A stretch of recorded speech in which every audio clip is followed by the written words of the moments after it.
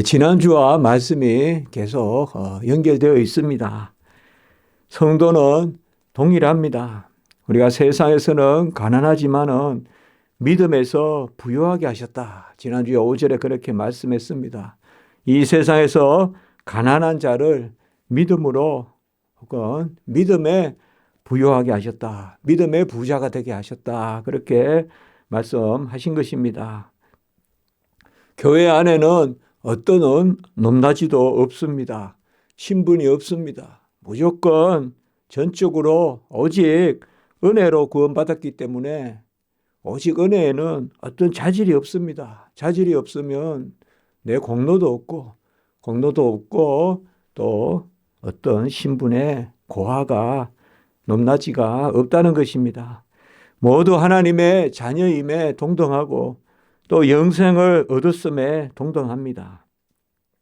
교회 안에는 영적으로 하나님이 다스리시고 또 보혜사 성령은 우리를 새롭게 하시기 때문에 거듭나기 때문에 교회 안에서 세상적인 그러한 부요함과 가난함 그것으로 판단이 되어서는 안 됩니다.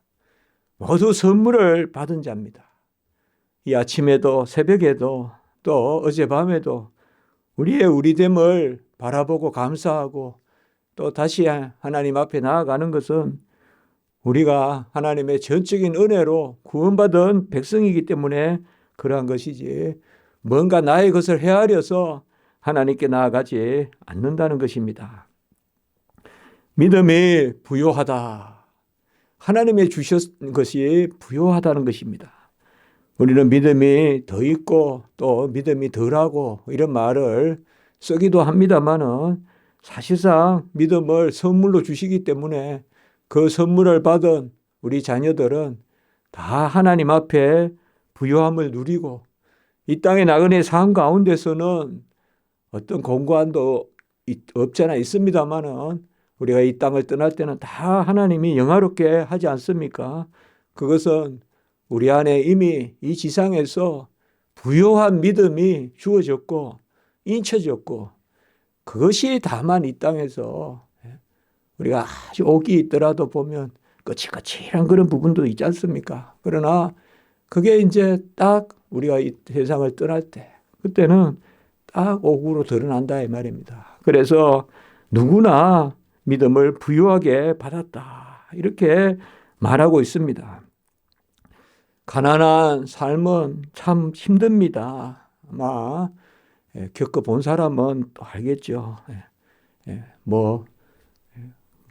가난을 겪어보지 않고 어떻게 가난을 우리가 알 수 있겠습니까? 병도 마찬가지입니다. 그래 잘 망각하니까 사는 거지. 병이 걸렸을 때 그 아픔은 참 아무도 알 수가 없습니다. 아주 힘든 것입니다. 육체적인 가난도 우리가 되게 부자 같아도 또 금방 가난할 때가 있습니다. 홈리스들 이렇게 당장 그날 잘 곳이 없고 이 겨울에도 홈리스들이 있습니다. 그래서 막 박스 같은 거 주워서 그걸 이제 덮고 자고 그렇게 합니다. 그러나 아주 빌딩에 높은 자리에 앉아 있는 사람이 그 지하에 홈리스가 되는 거 그거 한 달이면 그래 될 수 있습니다. 2주면 그래 될 수 있습니다. 금방 부자가 금방 홈리스도 될 수 있습니다. 그래서 사람이 서로 그 자리에 가봐야 되는데 이 겨울에 우리는 따뜻한 것을 기억하지만 참 여러 가지 어려운 삶을 사는 그러한 삶이 있을 수 있습니다. 교회에 온다고 또 교회에 우리가 다니는 그러한 신자라고 해서 다 부자가 있는 것이 아니지 않습니까? 여전히 이 세상에서 가난하고 간혹 우리는 가난함을 그 사람들이 게을러서 또 방탕해서 또 무지해서 무능해서라고 이렇게 말할 수 있지만 그렇게 보는 경우도 많겠지만은 항상 그것은 아닙니다. 가난 자체가 죄가 되는 것은 아닙니다. 가난 자체가 죄가 되는 것은 아닙니다. 성실한 자도 가난할 수 있다는 것입니다. 착하게 사는 사람도 가난하게 될 수 있다는 것이요. 이 세상에서. 그 역으로 생각하면 이 세상의 잣대로 어떤 사람을 그대로 본다면 참 이 세상은 불공평할 수도 있습니다. 열심히 일한 사람이 열심히 뛰는 사람보다 옆에서 그것을 바라보는 사람이 더 부유할 수가 있어요. 땀을 흘리면서 뛰는 사람보다 그것을 찍어서 중계하는 사람이 더 부유할 수 있어요. 그러니까 세상은 그런 것입니다. 그래서 열심히 뛰는 사람, 또 열심히 농사 짓고 열심히 가꾸는 사람보다 그것을 팔고 또 중개하고 이런 사람들이 더 부유할 수 있습니다. 물론 또 그분도 또 그 일이 또 힘든 일이지만은요. 천을 싸서 옷을 만드는 그런 수고가 있지만 또 그런 것을 그 수고보다 그 수고가 너무 크지만 밤새 천을 짜지만 그 다음날 슬쩍 가져가서 파는 사람이 더 많은 이윤을 남길 수도 있습니다. 그렇기 때문에 사실 세상에서 가난하고 세상에서 부자로 사는 것이 절대 가치는 아닙니다. 절대 가치는 아니에요. 우리가 요새 겨울에 다 보면 이제 온수가 나오고 이렇게 손을 씻고 그렇게 하지 않습니까? 저도 결코 가난하게 살았던 것은 아닙니다. 항상 잘 산다 그랬어요. 우리 집을 어릴 때부터. 친구들도 잘 산다 그랬고.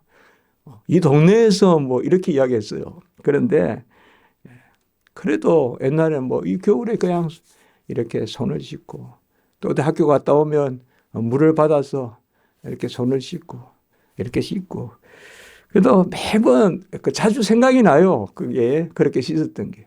요새는 이제 온수 틀어가지고 이렇게 막 씻지 않습니까? 사실상 훨씬 부유하죠. 편하죠. 그러나 얼굴을 깨끗이 씻는다는 그런 마음은 오히려 그때가 더 깨끗하게 씻었지 않았냐 하는 그런 마음이 들어요. 그게 뭔가 하면 절대치가 없는 겁니다. 사실상. 부요함에 절대치가 없는 거예요. 어떻게 보면 물질에 어떻게 절대치가 있겠어요. 우리가 아름답다 이야기하지만 그 꽃이 절대적으로 아름다운 꽃이 어디 있습니까? 우리가 보기에 아름다운 것이지. 안 그렇습니까? 장미는 아름답다 그러고 뭐 무슨 꽃은 뭐 덜 아름답다. 그러나 그런 절대치가 어디 있습니까? 다 아름다운 거지. 그렇지 않습니까? 우리가 보기에. 그러면 가난과 부요함도 사실 누리는 자의 마음에 또 있는 거예요. 사실은. 그것도 있는 거예요. 아무리 부자라도 그러한 부요함을 누리지 못하는 사람이 있고 그래서 그게 도가 지나치면 요새도 보니까 뉴스도 나오던데 왜 부자들의 자녀들이 마약을 하고 이제 그런 이야기도 있잖아요. 안 그래요? 그들이 뭐가 부족해서 그런 데 의지하냔 말이에요. 마약을 의지하는 거 아닙니까? 나를 맡기는 거예요. 물질에. 그게 마약이에요. 그러니까 내가 지배하는 것이 아니라 내가 거기에 지배당하는 게 마약이란 말이에요. 그런데 모든 것을 가진 듯하고 그렇게 좋은 옷을 입고 있으면서도 또 맛있는 걸 먹을 수 있는 사람이 전혀 궁핍함을 모르는 사람이 왜 그렇게 하냐. 과연 우리가 그런 사람을 부자라고 부를 수 있냐. 그런 사람은 정말 가난한 사람 아니냐. 이제 그렇게 볼 수 있습니다. 사실 교회에는 우리가 세상에서도 무슨 내 마음으로 즐거워하라 이런 말들이 있다면 교회는 그야말로 영적으로 부유한 자들이거든요. 믿음에 부유한 자들이거든요. 그렇기 때문에 세상적인 가진 것 또 가지지 않은 것으로 판단하지 말라 이렇게 말하고 있습니다. 오히려 오늘 말씀에 보면 부자는 참소를 일삼아서 6절에 보면 너희를 억압하며 법정으로 끌고 가지 않았느냐 이렇게 말합니다. 물론 부자가 항상 이렇겠습니까? 그러나 사람들이 우매하다는 거죠. 우매해서 무조건 세상적인 그러한 부유함을 좋게 보고 또 좋게 보니까 또 그것에 억압되고 그게 아니라는 것입니다. 부유한 사람이 오히려 참소를 일삼아서 갈취하기도 하고 속에서 빼앗기도 하고 또 이업에서 그래서 빼앗기도 하고 법정으로 끌고 간다 이렇게 이야기합니다.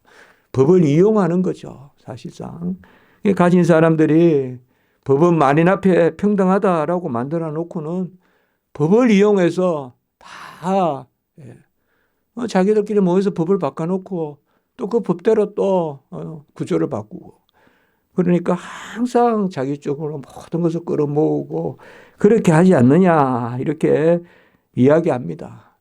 이게 세상의 질서입니다. 세상의 질서입니다. 우리가 세상은 악한 영이 잡고 있지 않습니까? 그 세상은 일단 그런 질서가 있습니다.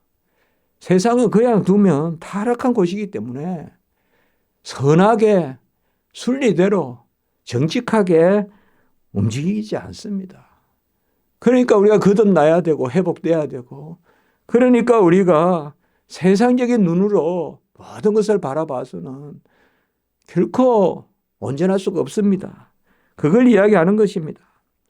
부자는 자기 의에 사로잡혀 삽니다. 내가 모든 것을 할 수 있다고 교만합니다. 그렇기 때문에 사실상 예수 그리스도를 부인합니다. 오늘 말씀해 보면 7절에 그 아름다운 이름을 비방하지 않느냐. 이 아름다운 이름은 그리스도를 이야기합니다. 예수 그리스도를 비방한다. 예수 그리스도를 비방하지 않느냐.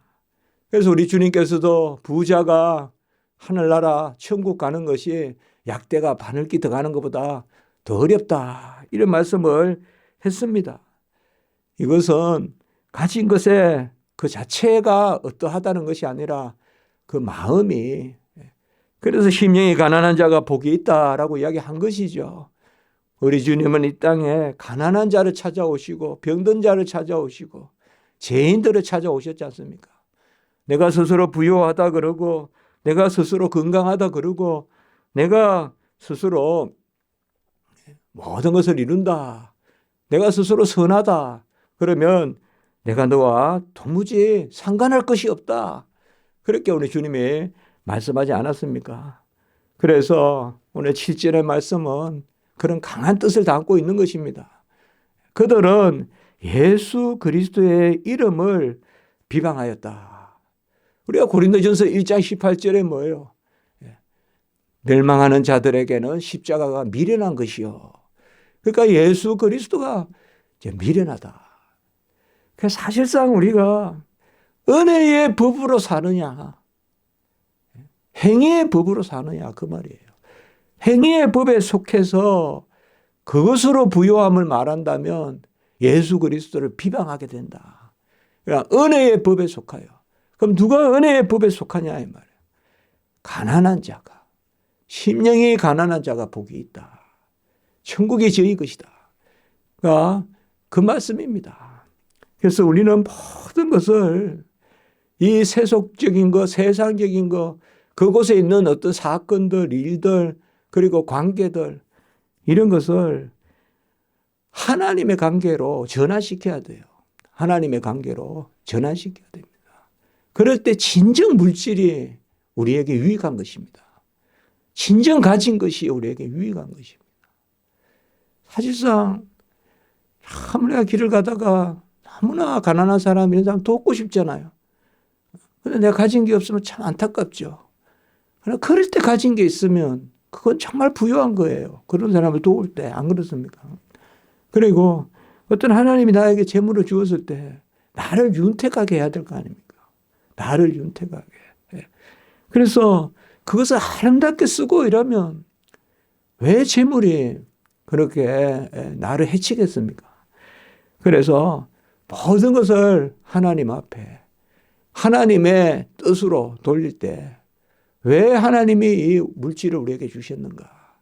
그런 것을 먼저 우리가 감사하고 또 그것을 누리고 그리고 그 가운데 그것을 기뻐하면서 온전히 사용하는. 그래서 8절에 보면 내 이웃 사랑하기를 내 몸과 같이 하라. 이게 물질을 주신 어떤 그런 뜻을 말하고 있습니다. 우리가 먹든지 마시든지 무엇을 하든지 하나님의 영광을 위하여 하라. 그렇게 하지 않았습니까? 삭개오가 우리 주님을 만났을 때, 세리마태가 주님을 만났을 때 그들이 이제 그것을 알게 된 것이죠. 그래서 2배로 4배로 갚겠다. 이렇게 이제 이야기한 것이 바로 그것입니다. 그래서 오늘 말씀에 보면 7절에서는 부자가 내가 스스로 교만하고 스스로 취했다. 사실상 예수 그리스도를 믿어야 됩니다. 주님 앞에서 모든 것에 부요하신 분이 가난하게 되시면 우리를 부요하게 하심이라. 그 고린도서 8장 9절의 말씀. 그래서 우리를 부요하게 하시고 그래서 내가 하나님 앞에서 감사하고 그 먼저 그의 나라와 의를 구하는 가운데 이 모든 것을 대했다는 재물이 그 자리에 있어야 됩니다. 먼저 모든 그의 나라와 의를 구하는 그게 본질입니다. 그 가운데 재물이 더하여 주어졌다. 그래서 그 재물을 그거에 걸맞게 사용해야 된다. 이제 그렇게 돼야 되죠. 그때 재물이 또 나에게 유익한 것이고 그렇지 않겠습니까? 삭개오에게 그 재물이 유익한 것은 예수를 만나서 이제 그것을 훔친 게 있으면 토색한 게 있으면 4배라도 갚겠다라고 이제 이렇게 이야기하는 것이 바로 그것입니다. 그래서 이웃 사랑하기를 내 몸과 같이 하라 하면서 최고의 법이다. 이 최고의 법이라는 말은 그대로 보면 왕의 법이다라는 뜻입니다. 왕의 법이다. 이게 왕법이다. 그렇게 언어가 나와 있습니다. 우리 주님께서도 바로 하나님을 사랑하고 이웃을 사랑하는 것이 율법이요 대강령이다. 우리가 매주 십계명 때 같이 읽지 않습니까? 그래서 마음에 새기잖아요. 바로 하나님을 사랑하고 이웃을 사랑하는 것이 율법이고 선지자다. 그것을 우리가 말하는 것입니다. 하나님이 우리 손에 쥐어주십니다. 곡괭이도 주어주시면 그거 가지고 공부를 하게 하고 또 낫을 주어주시면 수확하게 하고 선하게 사용하시라고 주시는 것입니다. 우리 손에 사실 어떻게 보면 재물은 하나님의 영광을 위하여 쓰려고 구해야 됩니다. 아니면 전부 다 우리를 망치는 도구가 됩니다. 우리를 망치는 도구가 돼요. 빠른 말을 타고 가다가 엉뚱한 길로 가고 오히려 결국은 낙떨어지로 떨어집니다. 그런 빠른 말이 왜 필요합니까? 안 그렇습니까? 빨리 달리는 말이 왜 필요합니까? 우리가 아름다운 발, 억센 발을 주셨는데 그 발로 무엇을 하느냐? 그것이 귀하지 않겠습니까? 그래서 하나님 앞에 우리가 감사할 것은 주신 것으로 감사해야 되지만 먼저 하나님의 자녀된 거야.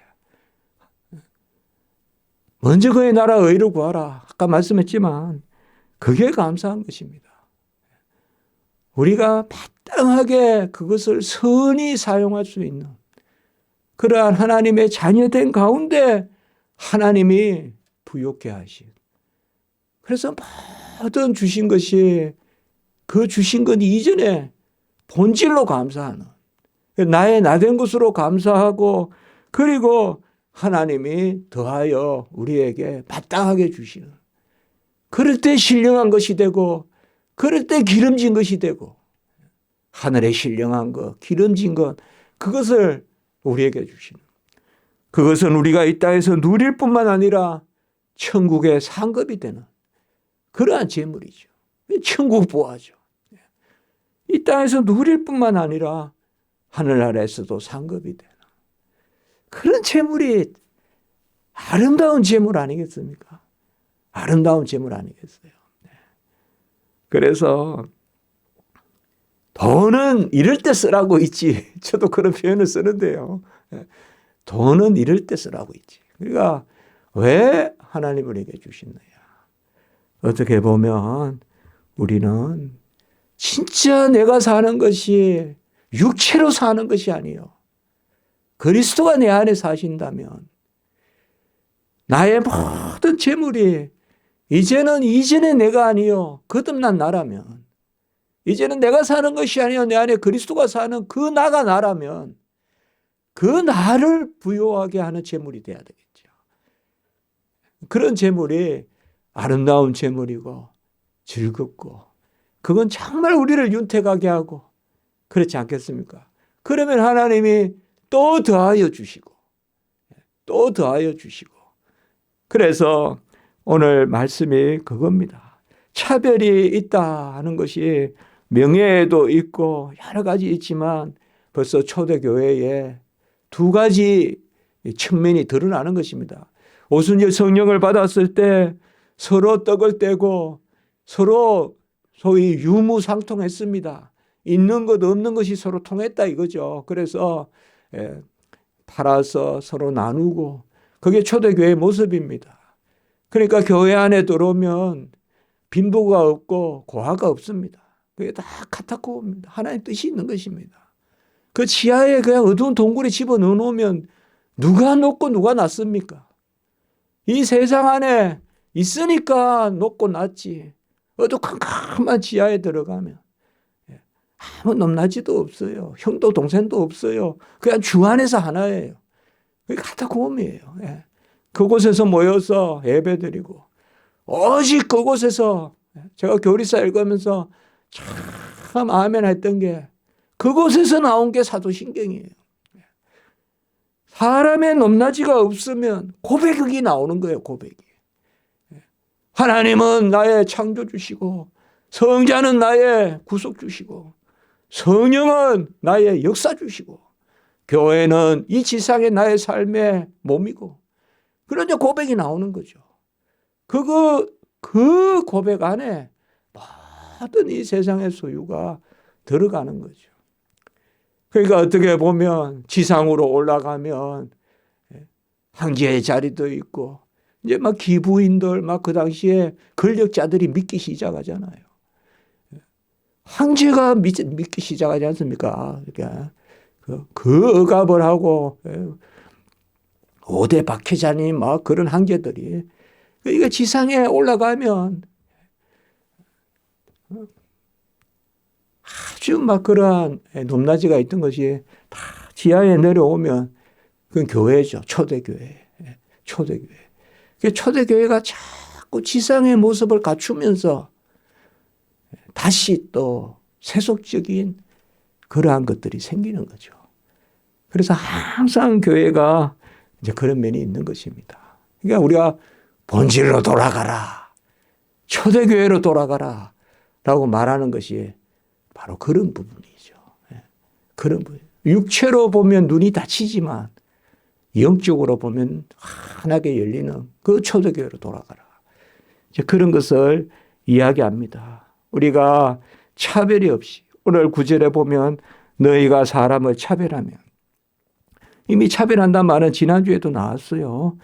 그대로 번역하면 뭐라고 했죠? 2장 1절도 차별하여 이렇게 번역했는데 이런 것은 다시 그대로 보면 외모로 취한다는 뜻이에요. 여기도 똑같은 단어예요. 외모로 취한다.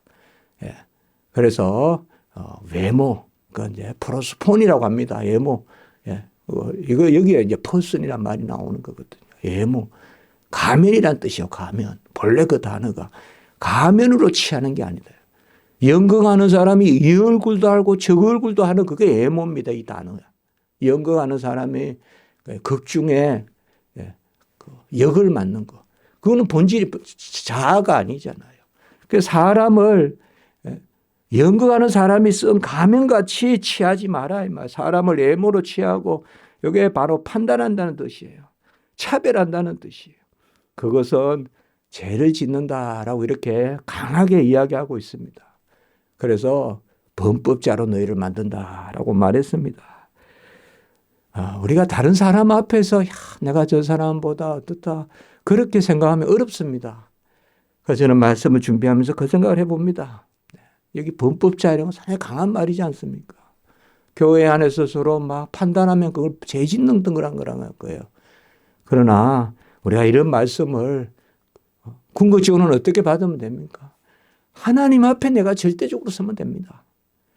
하나님 앞에 절대적으로 서면 돼요. 내가 하나님 앞에 감사가 넘치면 그러면 판단이 사라집니다. 내가 하나님 앞에 1만 달란트 빚진 거 탕감받았다. 1만 달란트면 트럭에 한금을 가득 싣고 가는 만큼의 돈입니다. 금을 가득 트럭에 싣고 가는 만큼의 돈이에요. 그는 뭐 헤아릴 수 없는 값에 탕감을 받았다. 그러면 다른 사람을 판단하지 않는다는 거죠. 내가 너에게 받을 게 얼마가 있고 내가 너한테 얼마나 잘해주는데 너는 나한테 한 게 뭐가 있냐 이렇게 안 한다는 거죠. 그래서 제가 아까 말씀같이 우리가 이런 말씀에서 다른 말씀이 아니에요. 다시 하나님 앞에 서면 됩니다. 하나님 앞에 내가 절대적으로 서면 돼요. 그러면 상대적인 판단이 사라집니다. 결코 전적인 감사가 없이는 판단이 사라지지 않습니다. 판단이 있으면 내가 괴롭습니다. 힘듭니다. 세상 살기가 힘들어요. 하나님의 은혜로 감사로 살면 찬송이 나오는데 판단으로 살면 내가 이기는 것 같아도 힘들어요. 판단이 나의 굴레가 돼요. 나의 멍해가 돼요. 그것을 우리에게 말해줍니다. 그래서 우리가 모든 것으로 먹든지 마시든지 무엇을 하든지 하나님께 영광이 되는 그 자리에 서라는 것이 오늘 말씀이고 그 핵심이 바로 신앙 고백입니다. 신앙 고백 가운데 하나님과 내가 하나님 앞에 서는 게 신앙 고백이잖아요. 신앙 고백에 바로 서서 감사하면 모든 것이 온전해진다. 그것을 말하고 있습니다. 결국 성도가 우리의 평강을 누리는 것입니다. 그것을 위하여 판단하지 않는 것입니다. 내가 남을 판단하면 내가 힘듭니다. 그러면 하나님 앞에 서면 됩니다. 그것을 지난 시간 또 오늘 이렇게 2주에 걸쳐서 우리가 살펴봤습니다. 기도드리겠습니다. 거룩하고 자비로우신 하나님 아버지, 절대적인 은혜, 전적인 은혜, 오직 은혜, 무조건적 은혜 베풀어 주셔서 우리가 이제 아버지여 하나님의 자녀로 살고 내 안에 그리스도가 사시고 그리스도의 그러한 성령의 소욕으로 우리가 살게 하시니 감사합니다. 일체의 판단, 일체의 헤아림은 아버지여 우리가 세상적 가치로 보지 말게 하시고 오직 예수 안에 오직 하나님 바라보며 전적으로 감사하며 나아가는 저희들 되게 하시고 이 겨울에 모든 우리 성도님들 건강하게 붙들어 주시고 우리 자녀들도 건강하게 하시고 또 아버지 이제 성탄과 또 연말 연시 또 아버지의 새로운 새해 감사 은혜 하나님께 올리며 나아가는 저희들 되게 하시옵소서. 오늘 한날 하나님 지켜주시고 보호해 주시고 전적인 은혜로 우리가 아버지여 나아가게 하시고 모든 영광 먹든지 마시든지 무엇을 하든지 주께 영광 그 자리에 기뻐하며 희락과 평강이 있게 하시옵소서. 주 예수 그리스도의 이름으로 감사하며 기도드리옵나이다. 아멘.